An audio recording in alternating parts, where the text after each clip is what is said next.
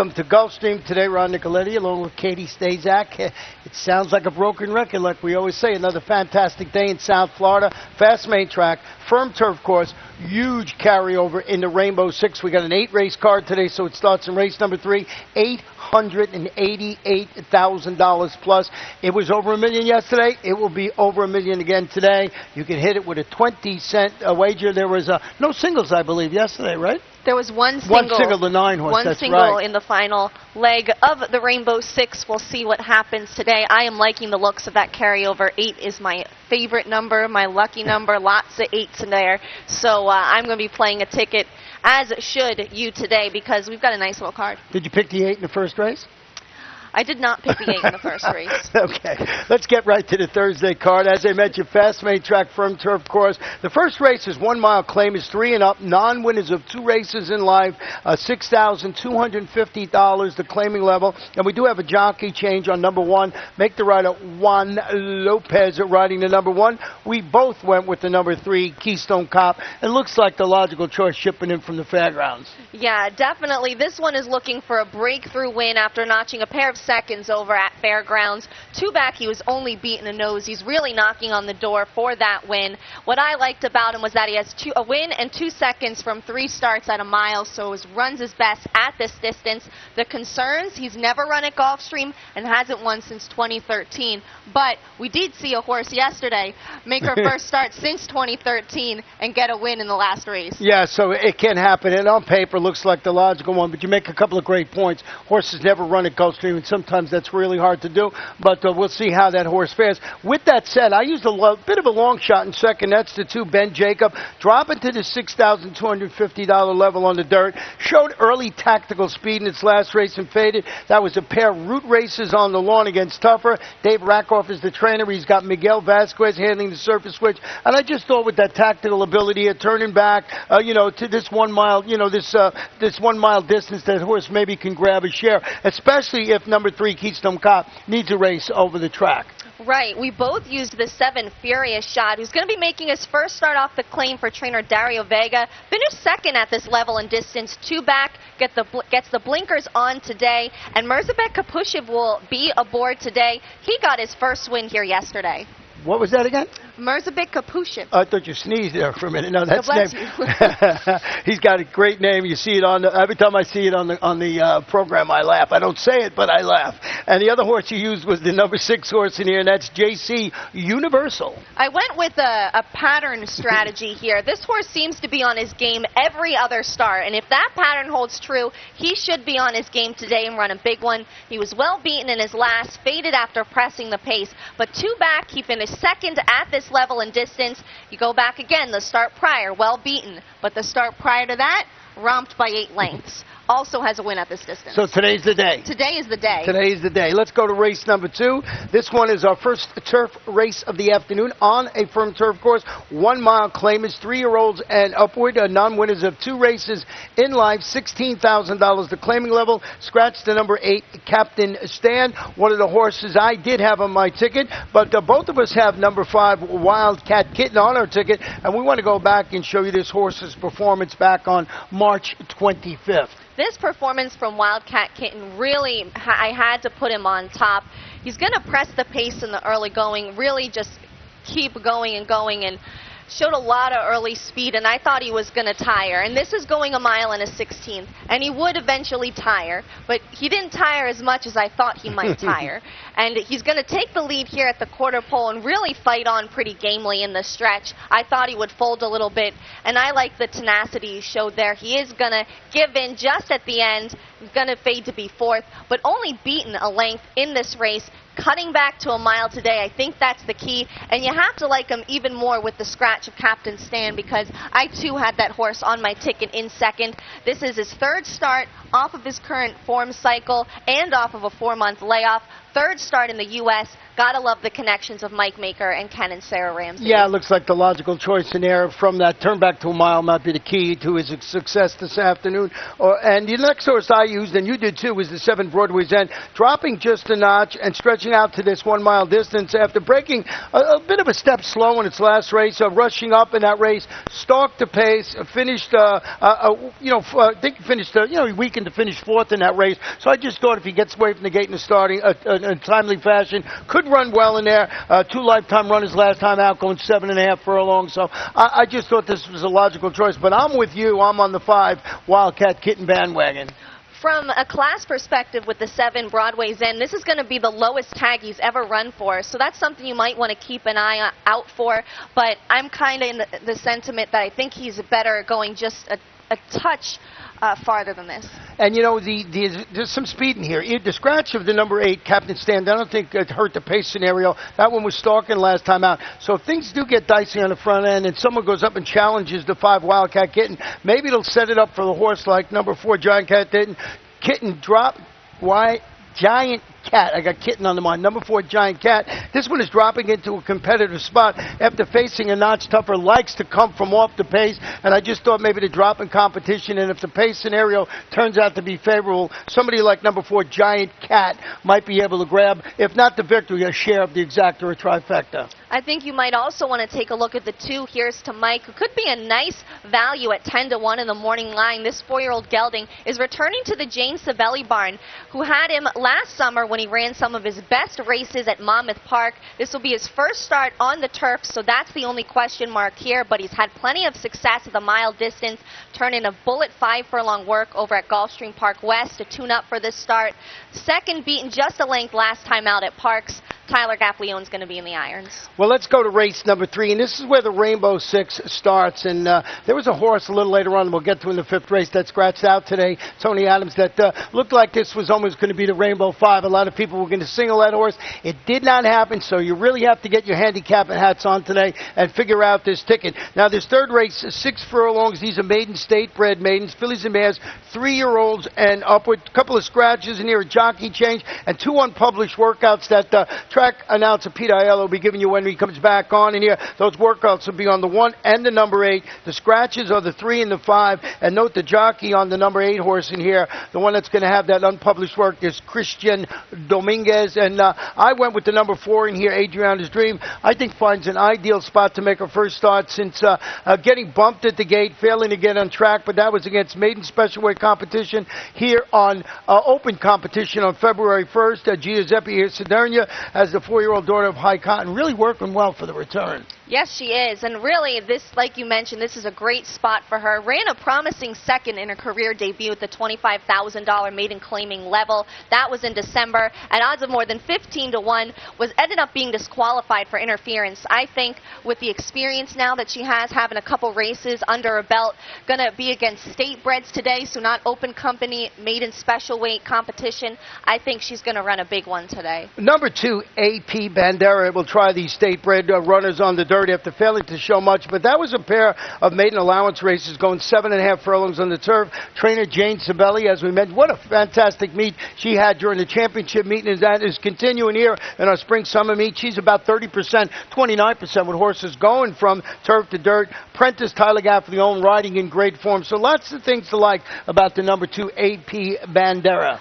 Look at this filly's past performances and the horses that she's run against. Some really nice horses that you'll see. Strict Compliance, Tap It Out, and last of the Mohicans, who was second in the Grade 2 forward gal, just ran in the Grade 1 Ashland up at Keeneland. So there's some class back there. She will not have to face the likes of those today. No, not in the state ranks here. Then the third horse I used was the one, and that's Papayita. This is a daughter of West Acre, debuting for trainer Gilberto Zerpa with Lasix Salad. Solid front-running jockey Josie Gomez, named to handle the sophomore from the rail, and I just thought you got to watch the tote action on this horse. If it takes some money, this is one of the type of horses, 7-2 in the morning line, that I think might be able to steal this race from the inside.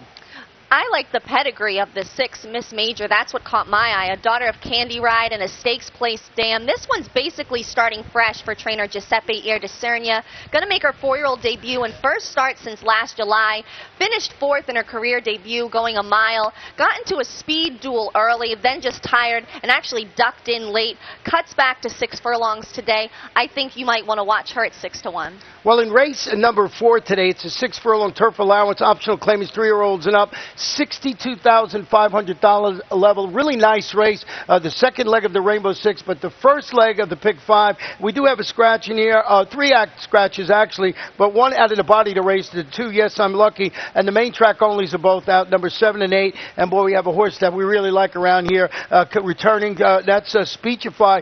Grade 3 stakes place winner on the main track, going back to the turf today. Yes, he is, and we're going to take a look at Speechify, his start in the Grade 3 Mr. Prospector in December. What a run this was from him. One of the reasons why we love him so much. This was just such a fantastic race. He's going to make a 3-wide bid at the top of the stretch and run down the leader. He's going to draw up to a 1 1/4 length victory, earning a 103 buyer. This was his first graded stakes victory.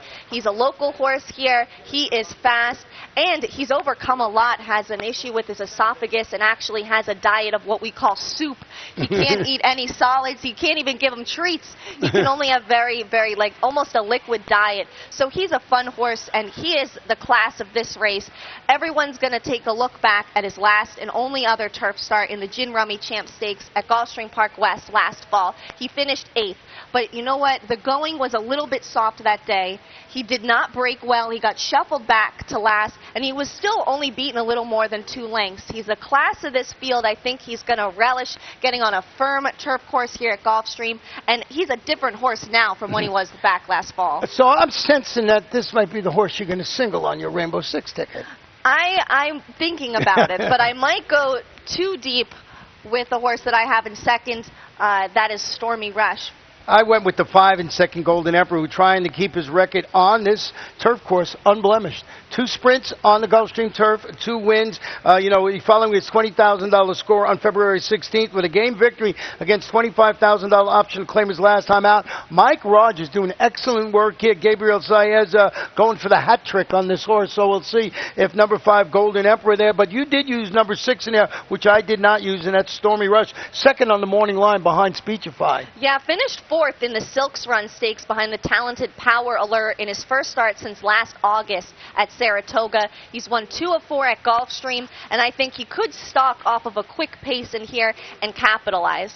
Well, this 5th race here is a 6 furlongs allowance optional claimer, state bred 3-year-olds, and we have 1 scratch to report in here, number 4, Tony Adams. And Tony Adams, very impressive in its debut, $600,000 gelding, and he just ran his eyeballs out, won that race by 10 lengths. But he's not going to run today, so we had to, shuffle the deck. This horse would have been 1 to 9. A lot of people saying they were going to single this one in their Rainbow Six or the start of the Pick 4, but not in. So I scratched into the number 7, Good Boy Charlie, trying to make it 2 in a row after drawing away to defeat $30,000 condition claimers by 2 lengths. Trainer Donna Green, Jose Caraballo in the saddle again. Looks like the logical choice in here. Yes, he does. It's a little bit of a quick turnaround for this race, but I really like the way he did it last time out. And I remember we were talking about his last start, and Jose Caraballo, the jockey, elected to ride this horse over a horse that was heavily favored in that race.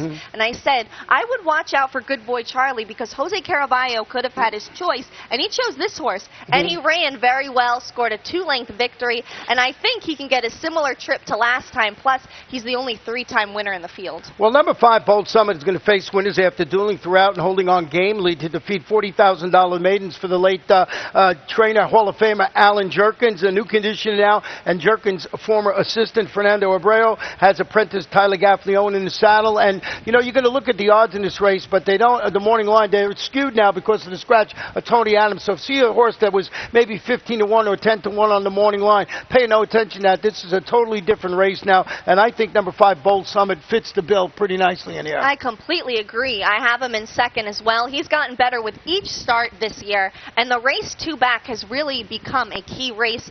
3 horses from that race came back to win their next start. Well, I went with the number 1 restaurant, I should say, in third, dropping, cutting back to to 6 furlongs.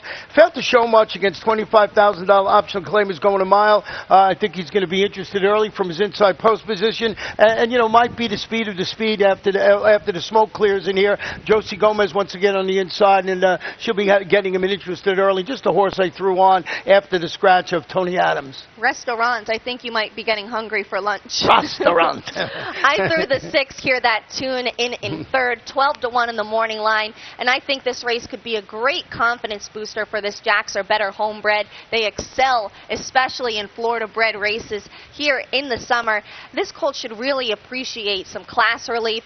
Take a look at the horses he's had to run with since breaking his maiden here last September. It's a knockout, right. Winner of the Best Lou Stables right. Florida Derby. He's going to start in the Kentucky Derby. Bluegrass Singer, winner of the Mucho Macho Man Stakes here at Gulfstream. Mr. Jordan, who was so impressive, just came back from a lengthy break to be second, but you're going to want to watch him down the road. Right. And Sing Praises, who won 2 of the 3 legs of the Florida Sire Stakes. Yeah, it's knocking heads with some of the best around here, and really good connections in there. So I think a horse that you might want to put on your ticket in there. Let's go to race number 6, 6 furlongs, maiden claimers, fillies, 3-year-olds, $35,000, and we have 9 runners in this field, and we both went with the number 9 Sweet Hall. Now in the Giuseppe Cedernia barn, makes her first start. You look at that last race, she stalked the pace. She finished second. It was against $40,000 maidens here going 6 furlongs. It was back on December 21st. The new connections have the daughter of Graham Hall really training consistently up at Palm Meadows for a first start, but it's been 4 months. By the looks of the work, she should be sharp for this start. I really like the way that she has been working up there. And a repeat performance of the last start should be good enough today. Number 2, Maddie's Girl, second at this 35 level, going 5 furlongs on the turf.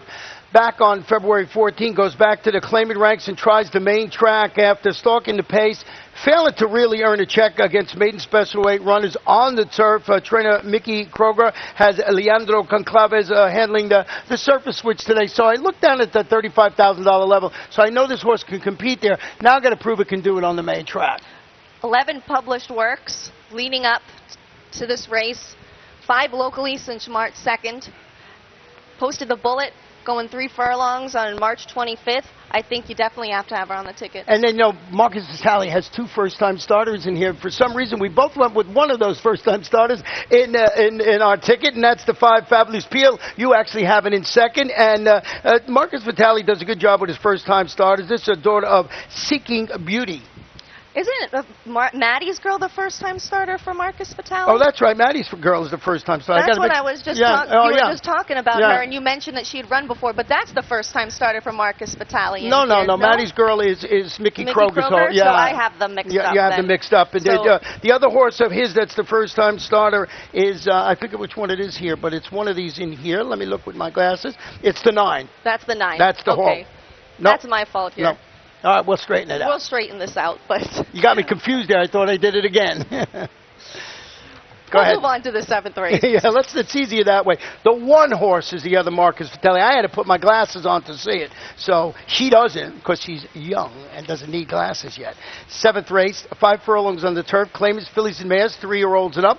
Non-winners of 2 races in life, $16,000. And the number 9, both of us have the number 9 on top of my ticket. And I know I had to go with It's Macaroni. Absolutely. I don't do this very often, but my top Sioux selections in here are coming off of their maiden-breaking victory. Is going to be facing winners for the first time, which is tough to do, but I think this one is up for the challenge. Just broke her maiden by 2 lengths at the $20,000 level back on March 5th. Sat just off the leader and ran her down in the lane. Switch leads a couple of times, showed a little bit of greenness, so that tells me that she can really move forward even off of that performance, and she's already demonstrated having some consistency, has hit the board in her last 3 starts for Jason Service. Yeah, I read you said the key there, Jason Service. I love the work he does, and I did put that one on top of my ticket, even though it's a recent maiden winner. I did go with the number 8 horse, Sweet Amy, in second. You can give this, turf to try again after showing speed and winning 1 of 2 main track sprints here. That was against Cheaper. It was in December and January, but Kirk Zadie, strong with 61 to 100 day layoff. He's got this daughter of Key to Entry, working well for the return, but all his horses really work well for the return. I just thought maybe this was a horse that you had to put somewhere on your ticket, and you used the number 2 in here, and That's Cotton-Eyed Josie. I had to put this one on my ticket due to the company that she's run with. She got up to nail a filly named You Feel This Cornelius at the wire in her last start on March 27th. I have You Feel Cornelius on my ticket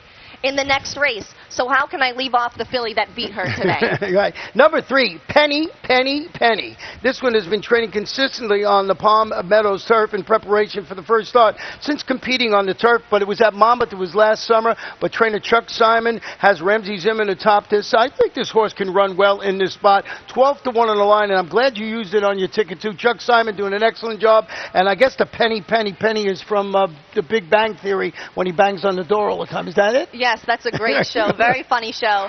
It's a small sample, but Chuck Simon and Ramsey Zimmerman have won 3 of 4 starts together. 75%.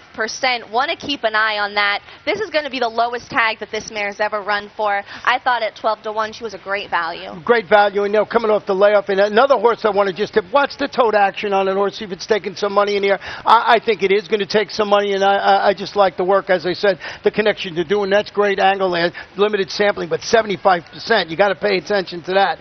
Race number 8 this afternoon. 5 furlongs turf. Maiden claim is fillies, 3-year-olds, and this one is with a couple of scratches I want to give you here. Scratch the 1, the 9, the number 1, the number 8, and the number 11, Media Savvy. And we want to go back and show you a performance of Anime Our Queen, a horse I really like in here today. And this was back on January 31st. I guess that's New Year's Eve.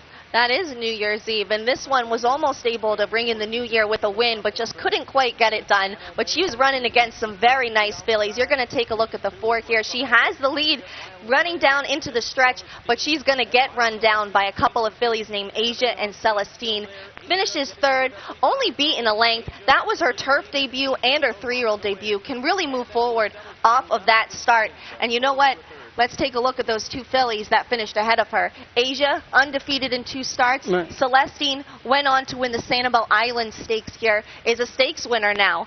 And this one's dropping in for a tag and had the bullet 4 furlong work over at Gulfstream Park West to tune up for this start. Well, here's your buddy, the number 2, You Feel This Cornelius, hoping to save just a tad more for the stretch run after squandering that 4.5 length lead when getting caught late, finishing 2nd, beaten 3/4 of a length. If they could throttle this horse down a little bit, maybe can, steal the nightcap in here. I think a horse you have to have on your ticket. She looks like she might control the pace again, and just no need to go out and maybe open a 4.5 length lead, maybe a 2 length lead, and then you win the race.